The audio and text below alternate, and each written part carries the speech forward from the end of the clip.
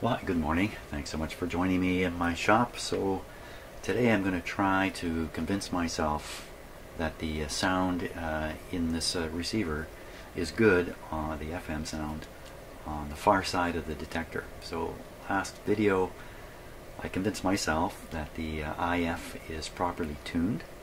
I not convinced myself that the IF is strong, just that it's tuned properly. So a signal of a proper sort is reaching the detector. Now, the whole time I've had this radio, each time I've listened to FM, in my ear anyway, I can hear things that to me sound like there are problems with the way the radio is set up and operating. So at this point, I'm pretty sure those problems cannot be in the IF. They must be beyond, if they really exist. So having a little bit of doubts about my own perception of things, I plan to use some instruments and a few ways of analyzing signals coming out of the IF after the detector and see if they look nice and even sound nice. So to that end, okay, so I have some new connections made here to the tape out. I put on some splitters. Okay, and so two of these are just going over to the microphone mixer. So on the video you're listening to, you'll hear a signal coming right out of here. And the other two head over to my oscilloscope here so we can look at some wave shapes if we want to. My plan is to feed in a controlled signal from the signal generator, which is behind the radio. You can't see it right now. And feed in different frequencies, take a look on the scope, see if it's a nice sine wave.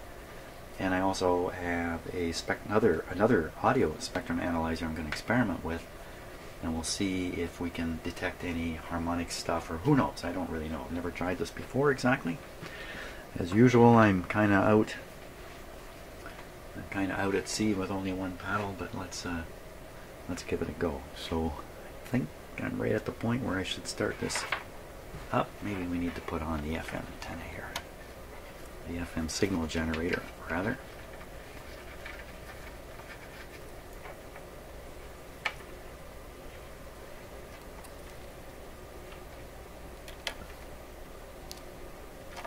Okay, here we go.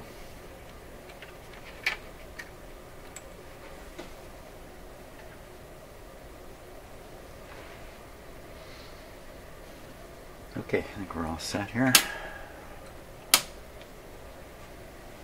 For those of you who have been watching my video for a long time, you'll notice a small change here. I've moved my dim light bulbs down here where they're much more visible, much more effective. I kind of like having them in the corner of my eye when I'm using them, so they were up a little too high before. They're indicating everything's good. There we go. So first I'm going to turn up the speakers in here and we'll listen to what's coming out of the speakers.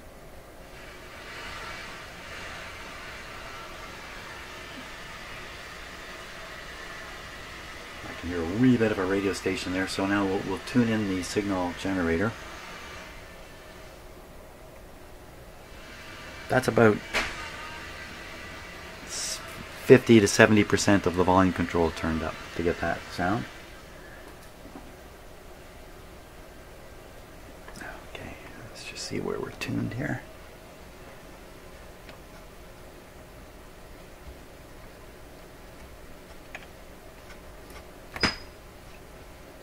That whack was me going by the signal generator, so let's turn this down. It's going to be a little loud.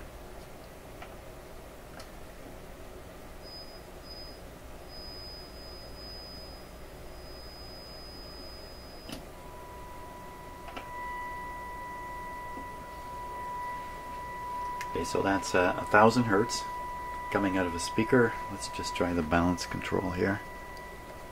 One channel, other channel. So it appears to be coming out equally. Now a real important thing here is where is the stereo button set?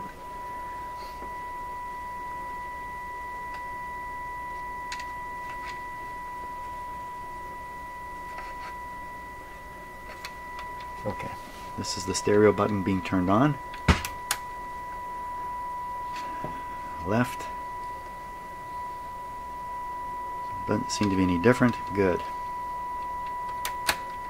stereo button off. Why don't we take a look at the, explain my scope setup here too.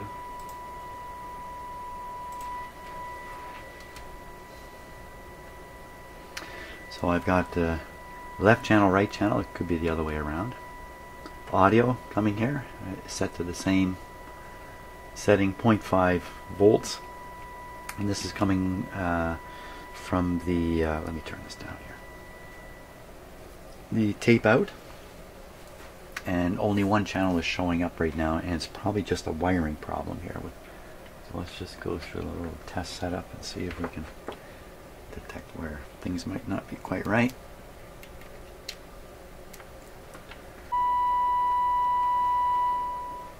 Okay, so after a little bit of fiddling around, I've managed to get the the left channel and the right channel on the two channels of the scope. And gee, I wish that was just a little more focused, eh? Maybe that's a little better.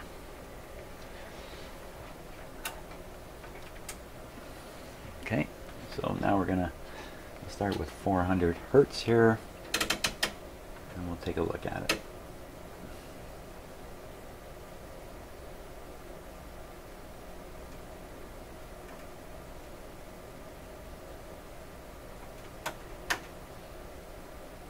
Come on, little scope you can trigger.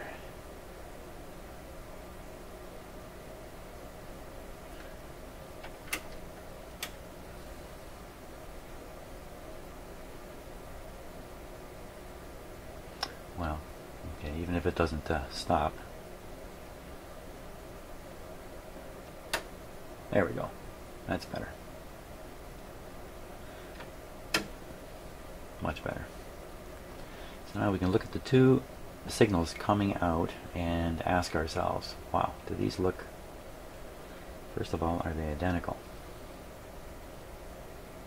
Pretty well. There's no phase shift between them or anything. They should be identical. They're basically the same signal at this point. Okay, in terms of the shape, you know, to my eye, it looks pretty good. It looks like the peaks are tighter than the valleys. That's what it looks like to me. But that's 400. Let's go up to 1,000 here. We can hear this. Okay, we'll go up to 1,000.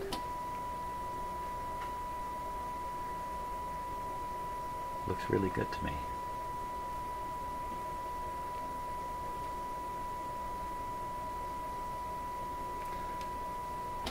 5,000. Looks like the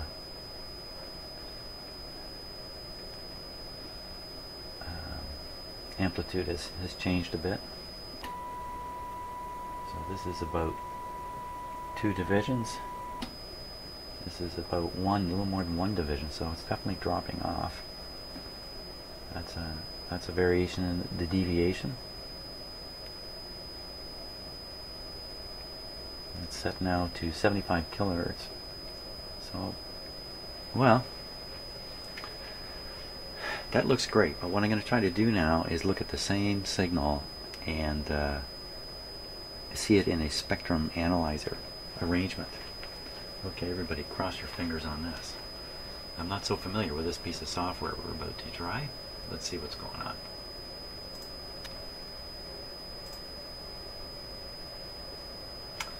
Okay, now what all are we seeing here? So this part down here is the frequency domain.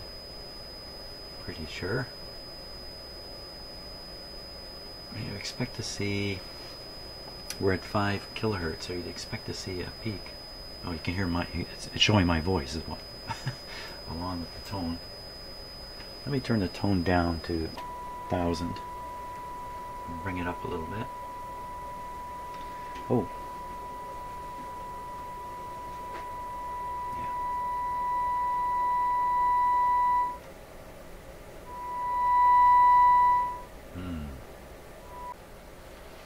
Okay, so it's been a bit of a journey to get this to work. So we're looking at 1,000 hertz signal.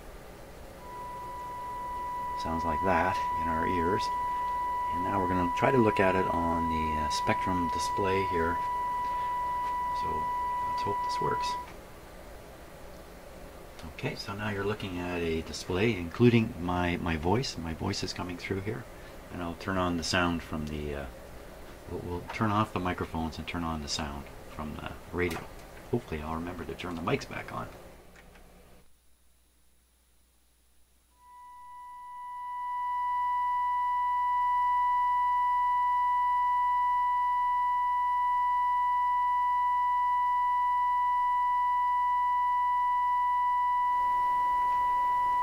Okay, so I turn on the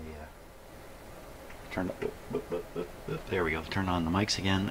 So clearly you can see the signal at 1000 hertz, and then you can see harmonics at 2000, 3000, 4000. So we can look at this with the mic on. Hang on a sec here. I got waves now. There we go. So down here you see the 1000 right here. 2000, 3000, 4, 5 and onwards. So now that could be coming right from my signal generator, or it could be developed in the radio. So let's try a few things. First, I'm going to vary the deviation. It's currently at 75. Okay. We shouldn't see harmonics here. Let's see what happens if I reduce this.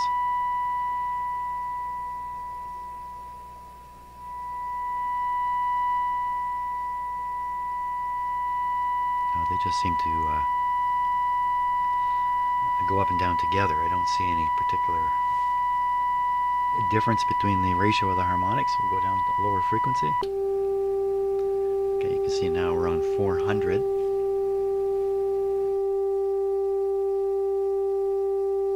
So you can clearly see 400, 800.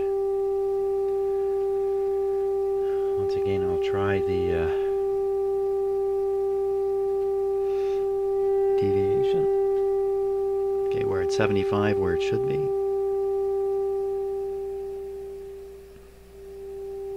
So I don't see that change in the deviation.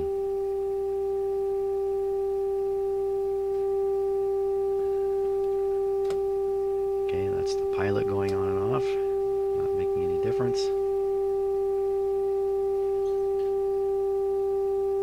Try tuning the radio a little bit.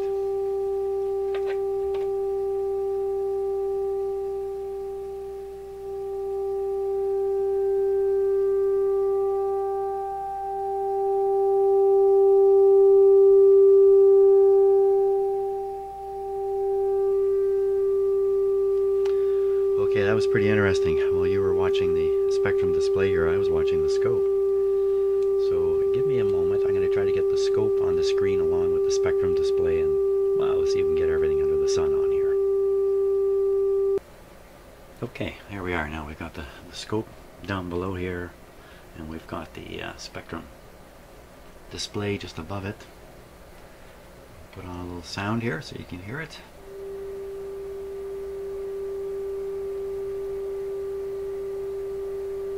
It was very interesting when I tuned all the things that were happening. So we're gonna try that again. I'm gonna kill my microphone while I do this.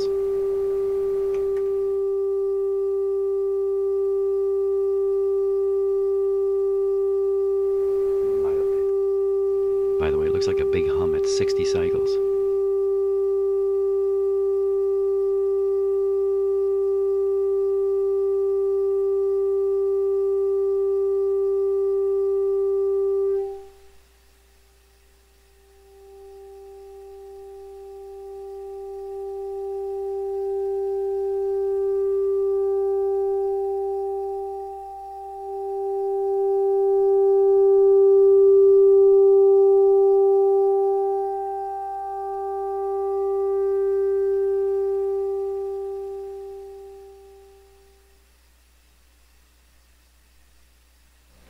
Okay, so that was just tuning through the signal once. So you saw 3 peaks, two low on the outside, 1 in the middle, the proper tuning peak. And lots of strange distortions. I shouldn't say strange, but lots of indications of distortion, harmonics. You can hear it, you can see it in the spectral display, and you can see it in the waveform on the scope. You can see what we're hearing. It's a good way to train your ear. So next time around, you don't really need the scope. At least I won't. Well, I'm already sensitive to hearing harmonics from doing this kind of stuff for so long. Let's just try it again and listen carefully to the sound as you watch what happens here. I'm going to do it at 1000 hertz this time. We'll see how it goes.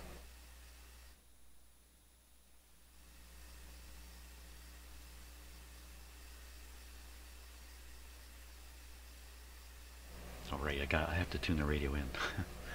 No, I don't. Let's put it on 1000. Okay, so I will tune across the signal once. Let me turn off my microphone.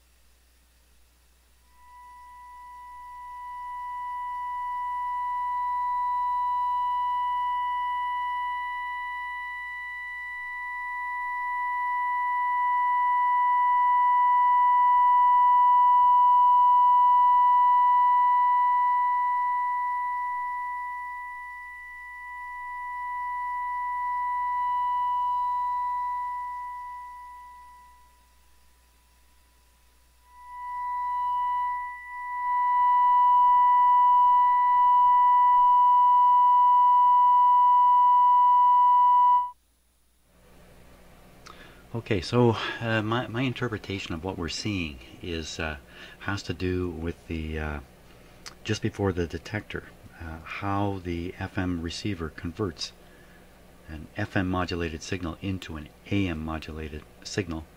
You need amplitude modulation to operate the speaker. You've got to convert from frequency modulation to amplitude modulation, and it does it by using, you could almost think of it as a mistuned coil in a way. Rather than have the signal riding right in the peak of a tuned coil, you're actually riding partway down one side. This is how I kind of interpret this. So as we tune through, we're kind of climbing up and going down and climbing back up a signal. You know what, this doesn't make 100% sense to me either, but that's kind of what I have in my head at this point. So you end up seeing three peaks while you're doing that, just based on climbing up and down the response curve of the discriminator coil, I think is what it might be called, the discriminator transformer. Not sure about any of that, but I like to have something in my head to go on. We should all have something in our heads, that's for sure. You know, so keep an idea like that in my head until it's proven wrong. Now, what are we finding out? So right now the radio is tuned, what I would say is pretty much perfectly, dead center on the signal coming from my signal generator, still set to 75 kilohertz deviation. So let's look at it again on the spectral display. A little hard to look at all this stuff at once, isn't it?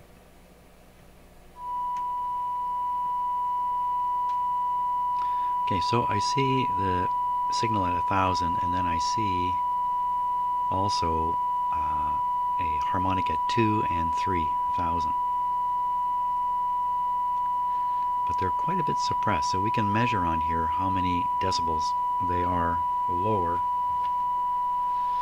Let's see, so the main, I can use my mouse, I think. Let's see. Good. So right here, the main signal is up at minus 24, and these ones are at minus 60. Well, minus 60 is a long ways down from 24. So it could well be that these harmonics are really quite unimportant. On the other hand, you can see my voice when I'm talking. There's lots of voice sounds coming right up into the same area. The question is, can we hear these? I'm going to reduce the deviation and cause these two to fall into this noise band. I'm going to go another almost say 15 decibels lower. Of course, the main signal will drop also. Let's just hear what it sounds like.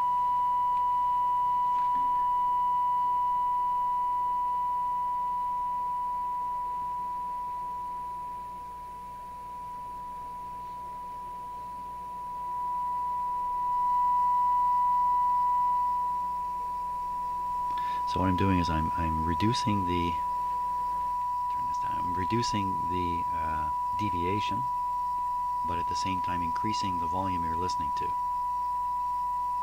So at this point,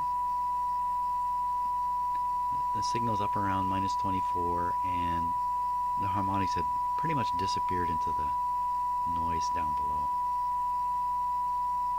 I'm going to try to keep the volume in our ears the same as I turn up the deviation. The deviation right now is very low. So, see if I can pull this off.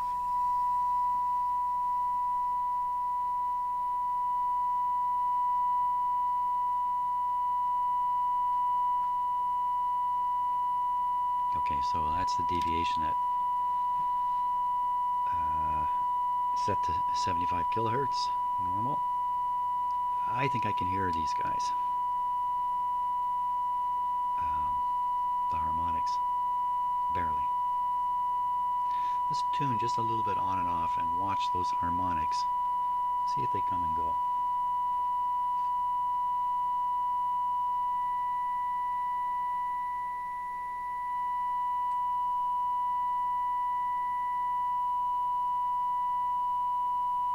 So you can really hear the harmonic that's showing up at two kilohertz. I think it is. I can really hear it myself.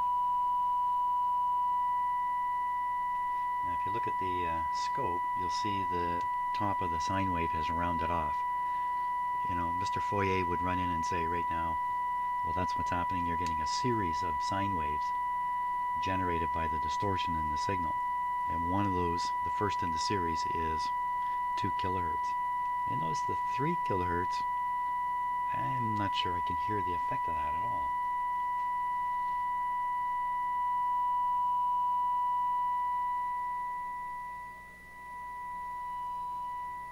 Look at that. At this point, we're kind of left with the 2. The 2 is as strong as the 1. Of course, look at the scope. We're way off of tuning.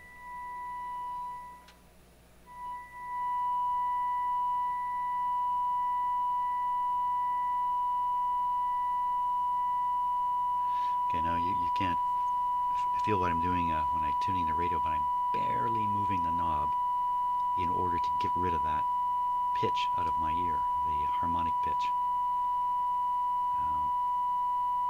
I believe we're running with a strong, it'd be similar to a very strong FM signal coming in on the antenna. So, I also understand, sort of, we can do without that our ear hears not so much what is really there, but converts sound into the thing we perceive. I mean, there is no such thing as sound, right? There's no such thing as sound. Sound is manufactured in our brains based on our ears vibrating. So we can be fooled all over the place with how our brains create sound. Same thing with vision. So we have to be very careful here about have to listen very carefully to understand what we're hearing. Why can we hear the 2 kilohertz harmonic, can't hear the 3 kilohertz? And I think it has to do with this brain effect, that the 3 kilohertz is fine and we don't really perceive it as a disturbance. In fact, we love harmonics. We love people singing in harmony. We love all this stuff if it's of a sort that suits us. If the harmonics are of another sort, you know, 3rd, 5th, 7th, whatever it is, I don't know what it is. They're very annoying and grating. By the way, I believe this is part of the difference between listening to tube equipment and listening to transistor equipment. It's just which harmonics are being produced when you overdrive things and get them into nonlinear operation. That's my belief anyway.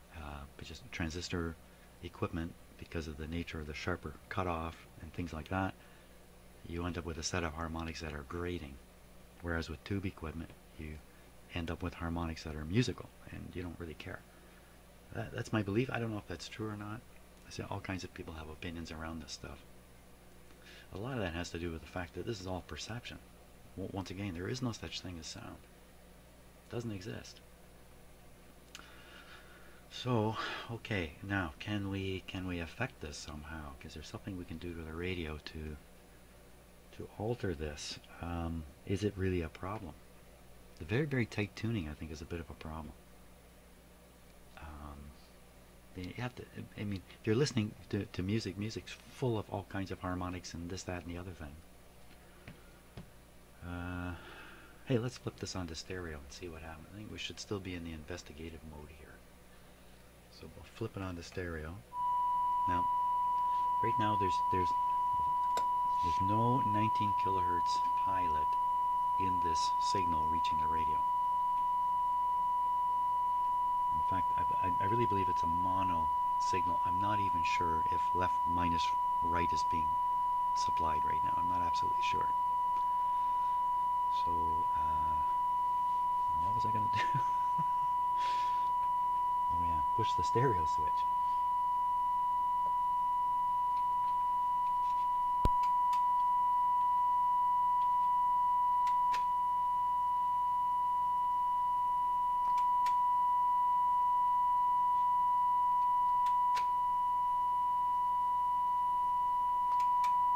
That's stereo on. Stereo off. Okay, well, the next thing we can try is we'll feed a real stereo signal. Oh, let me turn on the pilot first here. It's crazy turning on the stereo without the pilot. So the 19 kilohertz pilot is now on. I have to set it here. Just hang on one sec. Okay.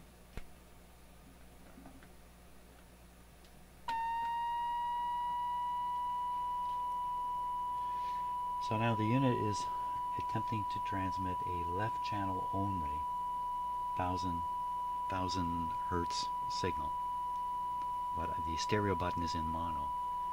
And you can certainly, I can see anyway on the scope, something has happened to the scope display. You can kind of tell there's something more. That's the 19 kilohertz. I don't know if you can see it so much on the video, but I can see all these little dots in here from the 19 kilohertz. In fact, maybe we can even see it. Can you?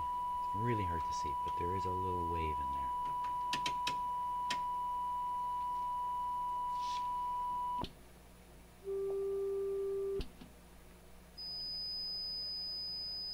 No, it's not really visible. We'll leave it at 1000. I'll push the stereo button. We'll see what happens.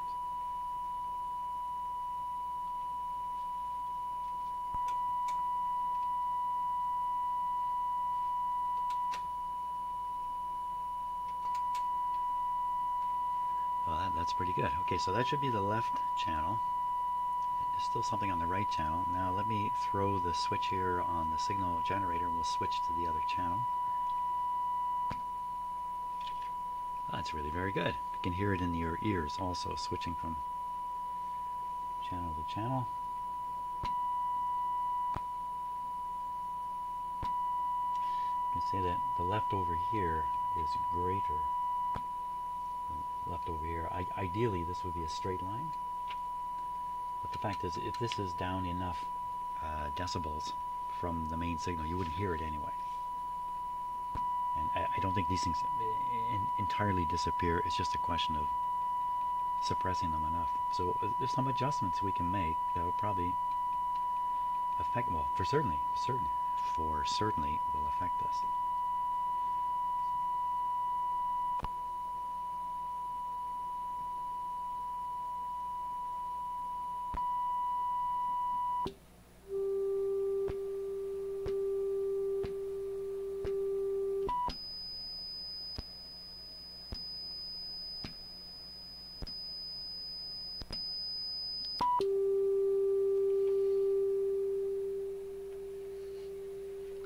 Okay, that was all done at 75 kilohertz deviation where it should have been done. So what we're finding out here, I think, is the radio's actually producing pretty good sound. It has to be tuned very accurately. The stereo decoder is decoding stereo. It looks like it could be improved a little bit. Probably a little bit of tweaking is going to do it. I'm not convinced the FM IF signal is as strong as it could be. I don't think there's any weak tubes involved. I'm trying to remember when I tested them. I'm sure I tested them early on. So if there is some weakness in the front end, which I have not attempted to tune on this radio, in fact I've stayed away from, for the most part, doing any FM tuning until I'm absolutely convinced that there's a need for it, because I know from experience a little bit of twiddling goes a long ways here. Okay, I think maybe that's enough for now. So we're really at the point where I think I can concentrate on trying to improve things in the decoder. There is another thing about the detector. There is a capacitor which very often is problematic. An electrolytic capacitor, as it's because the discriminator is depending upon phase interference. This capacitor is very important at locking down or affecting the phase relationships between two signals that are being applied in the detector to resolve the audio. It's a tricky kind of detector. When that capacitor is weak, then it may not lock the phase difference properly. If I can put it that way, then using the word lock isn't right. So that's an easy repair. It's just a capacitor. It's just a capacitor. I can get on this board and just put a new one in. I should do that. Then repeat this. All the rest of the components of the detector are hidden inside this can. Right here. Out. Pretty darn hot here from the...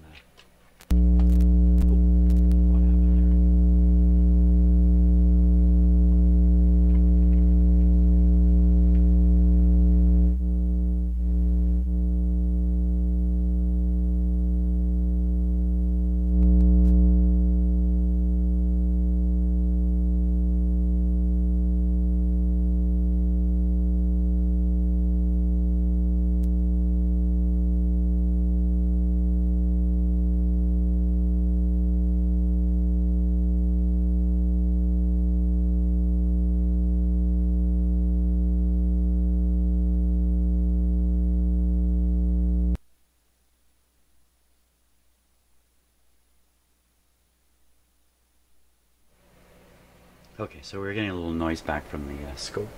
My scope is no longer grounded in the shop here. I've got it isolated, and maybe that was an effect of that isolation. There's something that's hit and miss with its I don't want to say grounding, but anyway, we're not going to worry about that. Good. Yeah, I think that's where we're going here. Okay, that's where we're going. We should go. Thanks so much for watching this video, and we'll see. The weather's going to be bad for the next couple of days. I may get in the shop a lot more. Thanks a lot for watching.